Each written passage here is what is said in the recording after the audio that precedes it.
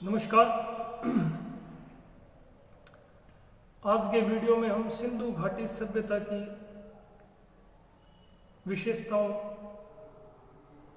के अंतर्गत सैंधव सभ्यता की है वो अंतिम महत्वपूर्ण विशेषता कलात्मक अवशेषों के ऊपर है वो चर्चा करेंगे।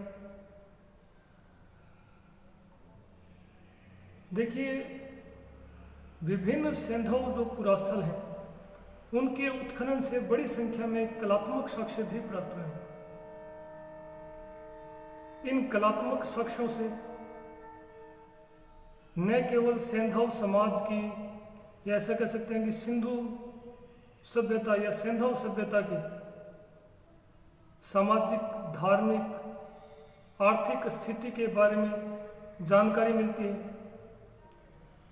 बल्कि सैंधव सभ्यता में कला के महत्व पर भी प्रकाश पड़ता है।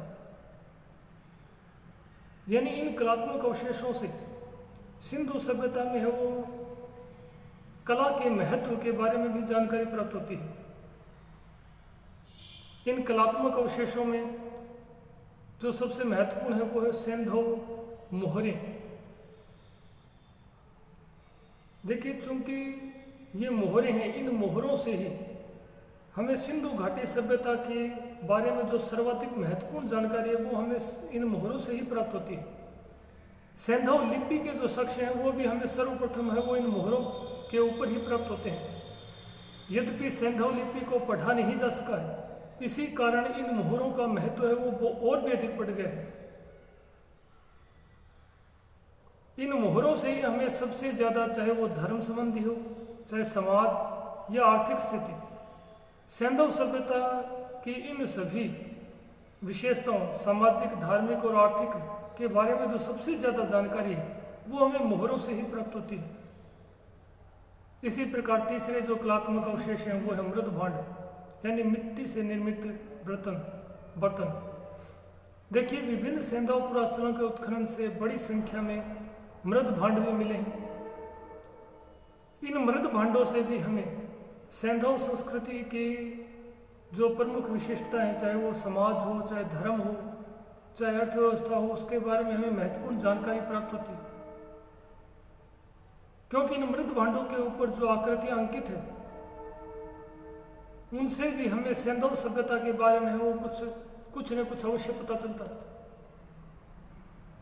इसी प्रकार विभिन्न सैंधव पुरास्थलों के उत्खनन से बड़ी संख्या में हो मन के विभिन्न प्रकार की मूर्तियाँ आदि भी प्राप्त हुए हैं, जिनसे हमें न केवल सैंधव जो संस्कृति है उसके समाज, धर्म और अर्थव्यवस्था के बारे में जानकारी मिलती है, बल्कि साथ ही साथ उत्कृष्ट कला के बारे में भी जानकारी प्राप्त होती है।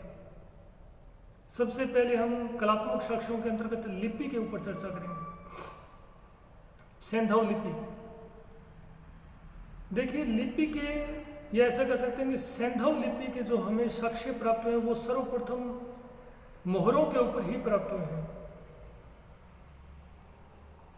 और यह जो लिपि है, इस लिपि को पढ़ने का सबसे पहले प्रयास एक अंग्रेज पुरातत्ववेत्ता वेडल के द्वारा 1925 में किया गया था। ये अलग बात है कि आज तक इस लिपि को प्रमाणिक रूप से कोई नहीं पढ़ पाया है, अर्थात सैंधव लिपि को अभी तक पढ़ा नहीं जा सका है। यह जो लिपि है, सैंधव लिपि, दोनों तरफ से लिखी जाती थी, यानी बाएं से दाएं भी और दाएं से बाएं भी। इसमें जो इस लिपि में जो पहली पंक्ति है वो बाएं से दाएं लिखी जाती थी, और दूसरी पंक्ति है वो वहीं जहां दाईं तरफ खत्म होती थी वहीं दाईं से बाईं ओर लिखी जाती थी। और इस प्रकार दोनों तरफ से लिखे जाने के कारण ही यह लिपि एक प्रकार से सर्पिलाकार दिखाई देती है, और सर्पिलाकार दिखाई देने के कारण ही इस लिपि को बोस्ट्रोफेदन या सर्पिलाकार लिपि भी कहा जाता है। इस लिपि की जो दूसरी विशेषता है वो है इसमें चित्रों का प्रयोग। देखिए, जो सैंधव लिपि है उसमें मुख्य रूप से चित्रों के माध्यम से भावों की अभिव्यक्ति करने का प्रयास किया गया है। यानी जो सैंधव लिपि है वो मुख्य रूप से चित्रात्मक लिपि है। इसमें भावों को चित्रों के माध्यम से अभिव्यक्त करने का प्रयास किया गया है। इसी कारण इस लिपि को पिक्टोग्राफ अर्थात भाव चित्रात्मक लिपि भी कहा जाता है। लिपि के जो साक्ष्य हैं वो मुख्य रूप से मोहरों के ऊपर ही प्राप्त हुए हैं, और जो सबसे ज्यादा मोहरें हैं वो मोहनजोदड़ो से मिली हैं।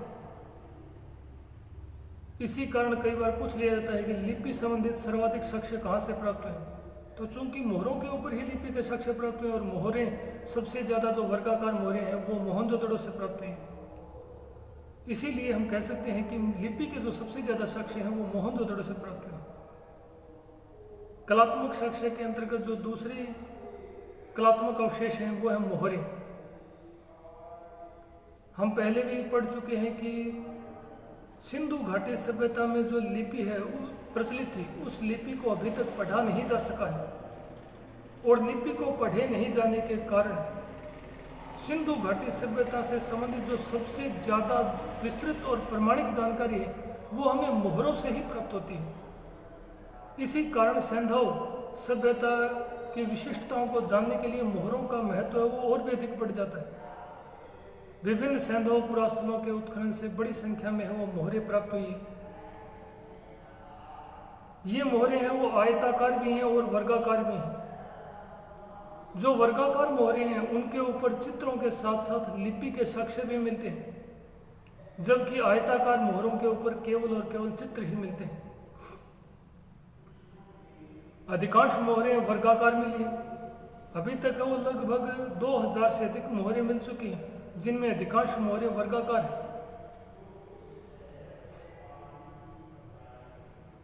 चंदहुदड़ो जिसे कि सिंधु सभ्यता का एक औद्योगिक नगर माना जाता है, वहां से केवल वर्गाकार मोहरें ही मिली हैं।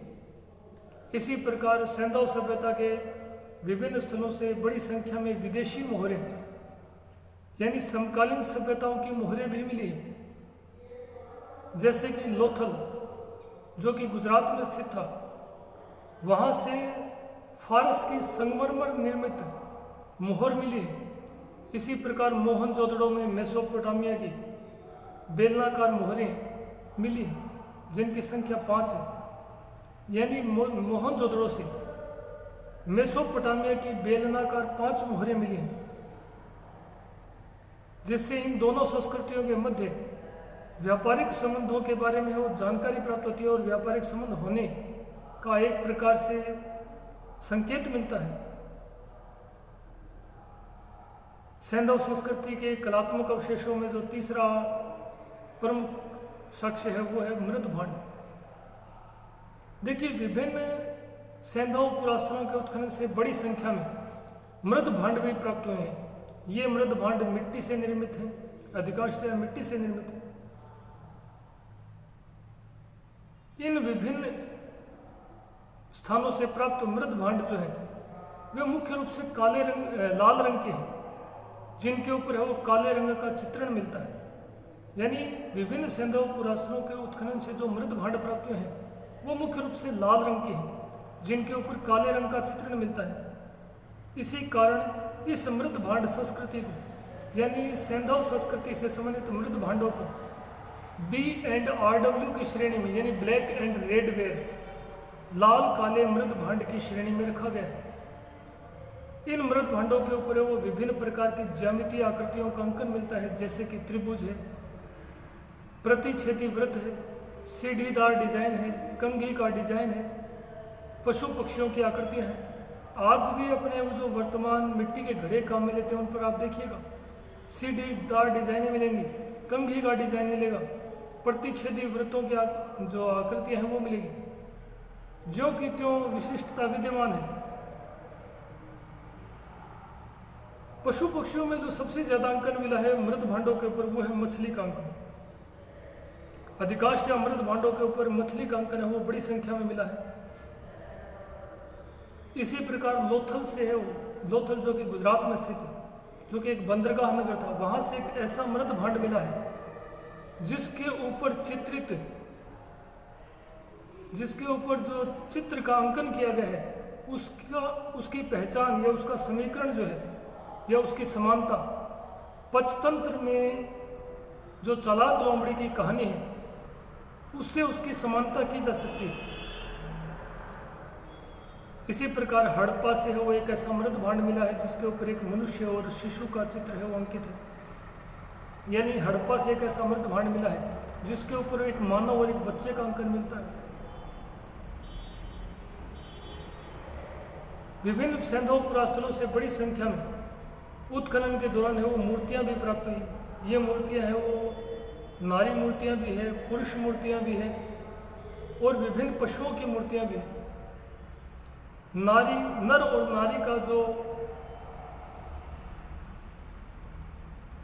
नारी की जो मूर्तियां मिली है वो भिन्न भिन्न स्वरूपों में मिली है। इन मूर्तियों से है वो तत्कालीन सामाजिक परिवेश के बारे में जानकारी प्राप्त होती है। तत्कालीन परिधान, आभूषण आदि के बारे में जानकारी प्राप्त होती है। हड़प्पा से लाल पत्थर से निर्मित है वो सर्वहीन मानव मूर्ति मिली है जो अपने आप में एक प्रकार से मूर्तिकला का उत्कृष्ट नमूना है।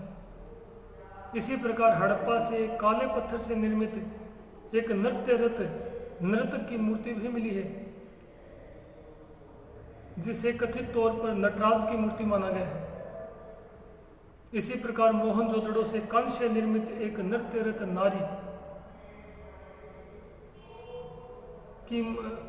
नारी या नर्तकी की मूर्ति मिली है जिसे वर्तमान अनुसंधानों में मां पार्वती सिद्ध करने का प्रयास किया जा रहा है। इसी प्रकार कालीबंगा जो कि राजस्थान में स्थित था वहां से कांस्य निर्मित एक वृषभ की आकृति यानी बैल की वो मूर्ति मिली है। इसी प्रकार महाराष्ट्र में नर्मदा नदी के तट पर स्थित दैमाबाद से एक ताम्र निर्मित बैलगाड़ी चलाते मानव की मूर्ति भी मिली है। इन मूर्तियों से न केवल तत्कालीन समाज, धर्म और आर्थिक स्थिति के बारे में जानकारी प्राप्त होती है बल्कि साथ ही साथ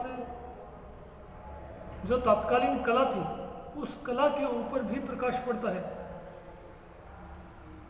ये मूर्तियां इतनी अधिक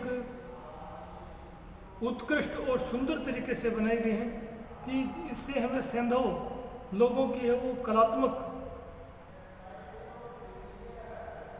जो सर्जन था उसके बारे में भी हमें जानकारी प्राप्त होती है। धन्यवाद। अगले वीडियो में हम भारतीय इतिहास पर भूगोल का प्रभाव जो हमारा टॉपिक है उसके ऊपर चर्चा करेंगे। अगले वीडियो में हम चर्चा करेंगे किस प्रकार से भारत के भूगोल यानी कि उच्चावच ने भारत के इतिहास को प्रभावित किया है। उससे पहले हमें जानना पड़ेगा कि भारत का जो भौगोलिक विभाजन है वो कितने भागों में किया गया है, भारत की भौगोलिक स्थिति कैसी है। जब हम भौगोलिक स्थिति को भली भांति समझ पाएंगे तभी हम बता पाएंगे कि इस भारत के भूगोल ने भारत के इतिहास को वो किस प्रकार से प्रभावित किया है। तो अगली वीडियो में हमारी चर्चा का जो विषय है वो यही रहेगा, भारतीय इतिहास पर भूगोल का प्रभाव। धन्यवाद।